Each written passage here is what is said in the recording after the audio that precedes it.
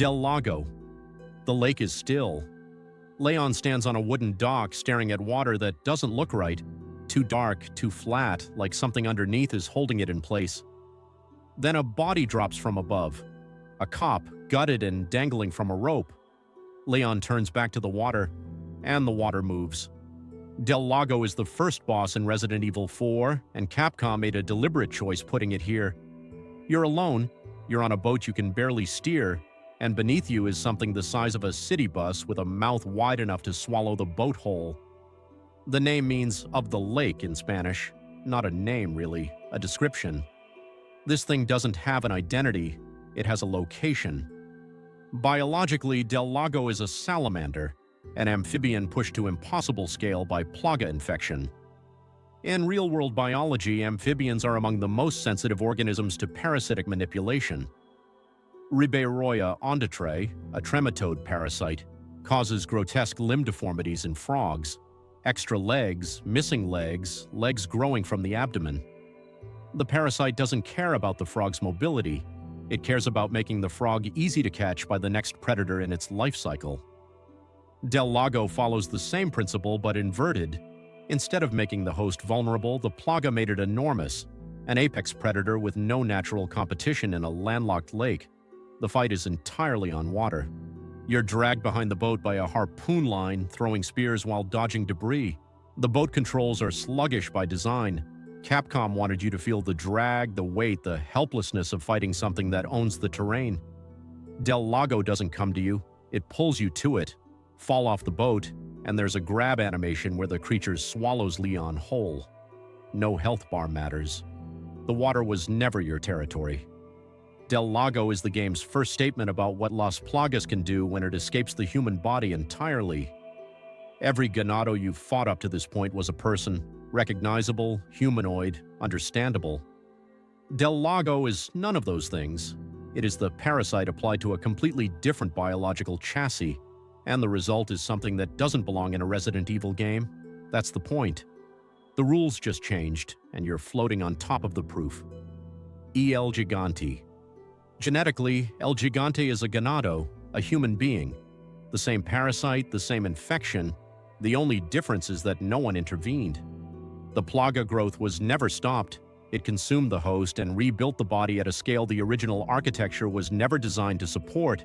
20 feet tall, arms like bridge cables, a plaga colony visibly pulsing in the exposed tissue of the spine. In nature, parasitic gigantism is a documented phenomenon. Snails infected with Leucochloridium paradoxum develop grotesquely swollen, pulsating brood sacs in their tentacles, structures so visible that birds spot them from dozens of meters away. The parasite doesn't care about the host's body plan. It cares about visibility, about being seen by the next link in its life cycle. El Gigante follows the same logic applied to a mammalian host with no biological ceiling. The plaga doesn't need a 20-foot body for its own survival. It needs one for war. The boss fight introduces a mechanic no other encounter uses. Damage it enough, and the plaga erupts from the back, a writhing mass of parasitic tissue exposed through the spine. Leon climbs onto El Gigante's back and slashes directly. It's the only time in the game you physically mount an enemy, and the animation communicates something important about the food chain. You are a parasite on a parasite. The thing that infected a human is now being attacked by a human standing on top of it. Biology folding in on itself. The arena gives you room, boulders for cover, a cliff edge for positioning, and a wolf ally if you free the dog earlier in the village. You need that room because El Gigante's attacks have enormous range. Thrown rocks, sweeping arm strikes that cover half the arena, ground pounds that stagger you at medium distance. Every previous enemy could be managed in a hallway. El Gigante demands a battlefield. The second encounter doubles the problem, 2 of them in a lava-floored arena. The game gives you a choice: fight both, or redirect one into a lava pit using environmental triggers. Resident Evil 4 at its most pragmatic. It acknowledges that 2 of these things might exceed your resources, so it provides an alternative. But the alternative requires you to turn your back on one giant while manipulating the environment against the other. El Gigante is what happens when Sadler needs a siege weapon and doesn't care how many people he burns through to build one. Bitores Mendez. Chief Mendez is the tallest human character in the game, nearly 7 feet before mutation. He is the village chief, the first real authority figure you encounter, and the man who has been watching you since you entered the valley.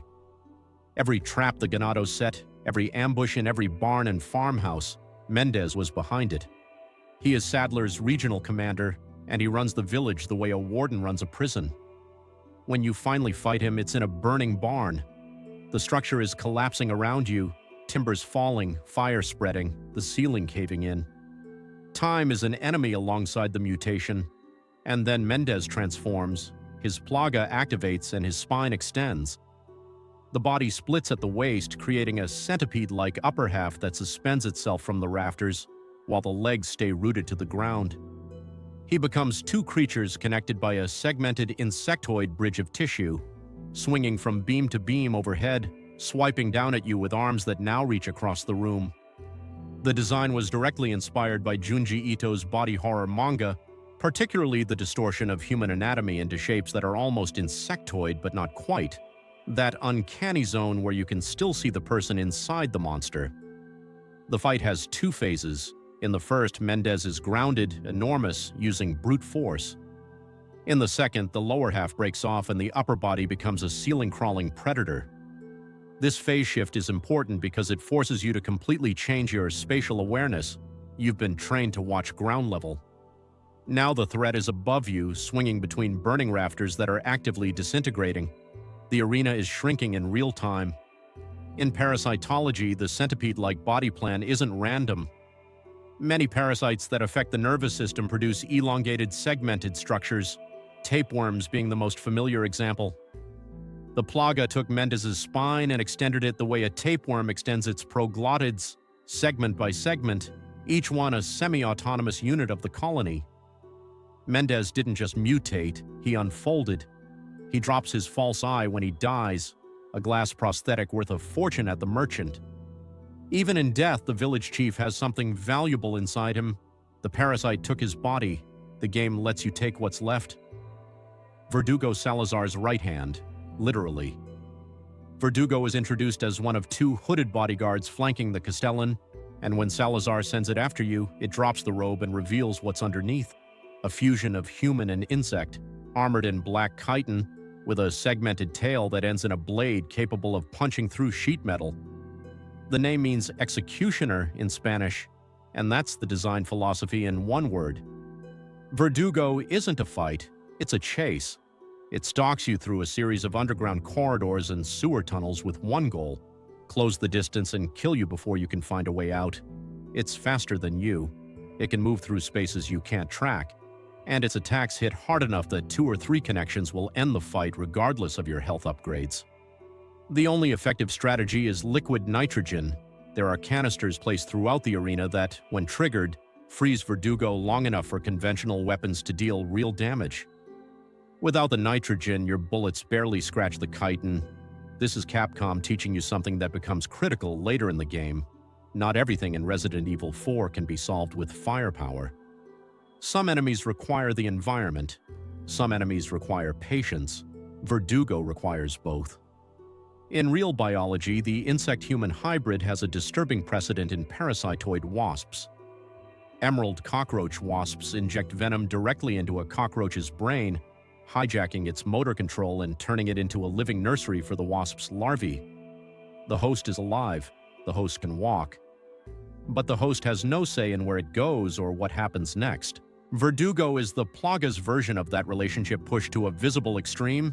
The insect didn't just take over the human, it fused with it, rebuilt it, made something new that is neither insect nor human but uses the worst capabilities of both.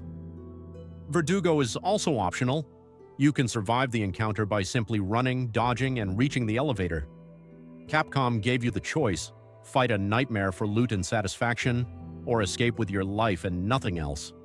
Most players fight. Most players regret it at least once. Ramon Salazar. He's 20 years old and looks 80. The plaga inside him has aged his body decades beyond its calendar, collapsing his frame into something shrunken and brittle. Salazar is the Castellan, the lord of the castle, and he inherited the fortress from a family line that has guarded the Plaga for generations. His ancestors sealed Las Plagas underground. Salazar unsealed them. He is the reason the infection exists at the scale it does, and he did it willingly because Sadler told him it was divine purpose. This is the most psychologically complex villain in the game. Salazar isn't strong. He's not physically threatening. He never fights you directly until the very end. His power is entirely institutional. He controls the castle, the cultists, the traps, the infrastructure. When he threatens you, he does it from balconies and behind locked doors, surrounded by bodyguards. He's a landlord with a god complex, and the Plaga gave him an army to enforce it. His boss fight merges him with the Queen Plaga, a massive organism that erupts from the castle wall like a biological cathedral. Salazar's body is absorbed into the structure, visible as a tiny figure embedded in the center of a flower-like arrangement of tentacles and teeth. The weak point is Salazar himself, but reaching him means dealing with the tentacles that guard the approach and the smaller Plaga organisms that spawn throughout the fight. The design communicates scale through contrast. Salazar is the smallest human antagonist in the game, physically, but his boss form is one of the largest, a wall-mounted organism that fills the entire arena. The message is clear. Salazar's danger was never his body, it was his position. His family name gave him the fortress, the Plaga gave him the army, and the Queen Plaga gave him a form that matched the scale of his ambition, even as it consumed the last of his humanity. In real biology, queen-based organisms exist throughout the insect world, but the Queen Plaga isn't just reproductive, it's structural. It builds itself into architecture the way coral polyps build reefs. Salazar didn't just merge with a parasite, he became part of the building. The castle was always his identity. In the end, the Plaga made that literal. The Regenerator. Before you see it, you hear it breathe, a wet, labored, asthmatic rasp, like lungs that forgot how to work properly. Capcom's sound team recorded it by having a voice actor breathe through water-soaked fabric pressed against the microphone. They spent weeks iterating on that single sound. It had to trigger a physiological stress response before the player ever saw the creature. It works, every time. The Regenerator is the most feared non-boss enemy in the entire Resident Evil franchise, but its role in the game's hierarchy functions like a boss encounter. It doesn't swarm you like Ganados, it doesn't ambush like Novistadors, it walks toward you alone in a hallway, and the game trusts that one of them is enough. Every enemy in Resident Evil 4 up to this point follows an implicit contract: shoot it enough, and it dies. The Regenerator breaks that contract. Blow off an arm, it grows back in seconds. Punch a hole through the torso, the tissue fills in. Unload an entire shotgun magazine into its face, and it reassembles while lurching toward you with that breathing and those teeth. The mouth is too wide, lined with needle-like protrusions that shouldn't fit in a human jaw. The animation is deliberately wrong. The way it walks, stiff, tilted, arms dangling at angles that suggest the skeleton inside isn't connected properly anymore. Capcom's animators studied footage of people walking with inner ear damage to get the gait right. The result is something that looks like it's wearing a human body that doesn't fit. The only way to kill it is the thermal scope, a weapon attachment that reveals individual Plaga organisms embedded beneath the skin, glowing like hot coals, 3 to 5 per creature. You must shoot each one individually. And here's the design genius. To use the thermal scope, you have to stop moving. Stand still. Aim carefully. Pick off each parasite while the Regenerator closes distance at a pace specifically calibrated to make you panic. The game takes away your ability to run and gun at the exact moment it presents the enemy that most demands you run. The Iron Maiden is the Regenerator's upgrade, identical in every way except for full-body retractable spikes that extend outward when you get close, a walking punishment for the instinct to use melee attacks. Named after the medieval torture device, a hollow casing lined with inward-pointing spikes. Whether the device actually existed historically is debated. The psychological impact of the name is not. These weren't accidents of infection. They were grown in labs on the island, cultured, tested. The parasite density inside a regenerator is orders of magnitude higher than in any Ganado. Someone looked at the Plaga's regenerative capabilities and asked a simple question: what happens if we maximize this? The answer is the thing breathing in the hallway right now, and it will not stop. Jack Krauser. Every other enemy on this list was made by infection, experimentation, or parasitic growth. Krauser was made by choice, former USACOM operative. Leon's ex-partner from a mission in South America that went sideways. Krauser was injured, his career was ending, and Wesker offered him a Plaga as a solution. Not a cure, a weapon. Krauser accepted it knowing exactly what it was. He is the only boss in Resident Evil 4 who was already dangerous before the parasite entered his body. A farmer with a Plaga is a Ganado, a commando with a Plaga is something else entirely. His knife fight is widely considered one of the best quick-time sequences in gaming history. Leon and Krauser trading slashes and parries at speed, every missed prompt a blade through the chest. The choreography communicates history. These two train together. They know each other's timing, each other's habits. The fight feels personal in a way that no other encounter in the game does because it is personal. This isn't a monster attacking a stranger, it's a betrayal being settled with steel. When his Plaga manifests, it transforms his left arm into a massive blade wing, a biological shield that deflects bullets and doubles as a weapon that can cross the arena in a single swing. The rest of his body stays human. His mind stays his. This is the Plaga operating at maximum efficiency, minimum takeover, maximum enhancement. The parasite isn't driving, it's providing equipment to a man who already knew exactly how to kill. The fight takes place across ruins with multiple levels, sightlines, and choke points. Krauser uses all of them. He retreats when pressured, ambushes from elevation, forces you through trapped corridors. The knife is your best weapon against him. Intentional design. The most high-tech enemy in the game is most vulnerable to the most primitive tool. Resident Evil 4 loves that kind of irony. Krauser represents a question the game never directly asks but constantly implies. Is a willing host still a victim? Every other boss was consumed, manipulated, or engineered. Krauser walked in with open eyes because he wanted power and didn't care about the cost. The Plaga didn't make him a monster. It just confirmed what he already was. Osmund Sadler. He doesn't fight you for most of the game. He doesn't need to. Every axe thrown by a Ganado, every chant from a cultist, every wet breath from a regenerator in a dark hallway, all of it was Sadler. He is the Plaga hierarchy made flesh, the biological command node, the queen. In real biology, this has a direct and precise analog: eusocial insect colonies. A termite queen doesn't build the mound, she doesn't forage, she doesn't defend. She controls reproduction and through pheromone signaling dictates the behavior of millions of workers and soldiers. Remove the queen, and the colony doesn't weaken, it collapses. Workers stop maintaining the mound. Soldiers stop responding to threats. The superorganism dies. Sadler carries a dominant strain Plaga that broadcasts commands to every subordinate organism in the network. His followers don't choose to obey. They are chemically incapable of disobedience. His human form is theatrical, robed, calm, monologuing from elevated platforms like a medieval pope addressing his flock. He projects authority through institution and ritual, not physical threat. But the institution is biological, the ritual is parasitic. Every enemy you fought in the entire game was a projection of his will. Every boss on this list answered to him. Del Lago guarded his perimeter. El Gigante was his siege weapon. Mendez ran his village. Salazar maintained his castle. Krauser was his mercenary. They were all extensions of one organism, and Sadler was the brain. His final form is enormous, multi-limbed, armored in chitin, the same polysaccharide that forms insect exoskeletons and fungal cell walls. His body sprouts limbs ending in massive eye-like structures, each one a weak point and a sensory organ, an organism that sees from every angle, no blind spots.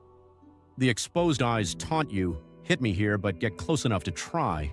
And here's the critical design choice. You don't beat Sadler with conventional weapons.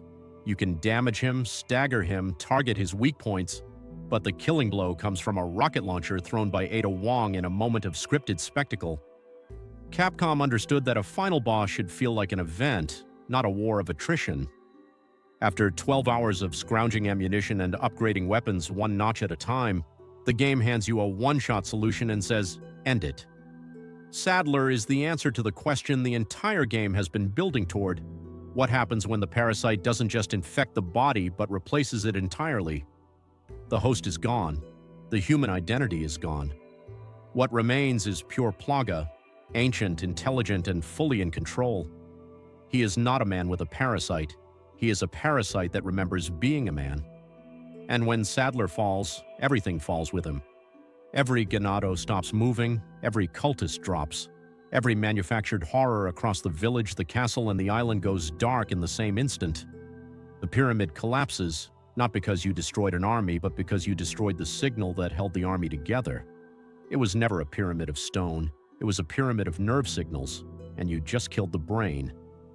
That's every boss in Resident Evil 4, from the thing in the lake to the god at the top. 8 fights, 8 levels of biological escalation. 8 reasons this game's boss design has never been surpassed. If you learned something, the real parasitology, the design philosophy, the horror manga connections, hit subscribe. Drop a comment with the boss that made you put the controller down the first time, and the full enemy tier list that maps every creature onto this exact hierarchy. That video is already live. Link in the description.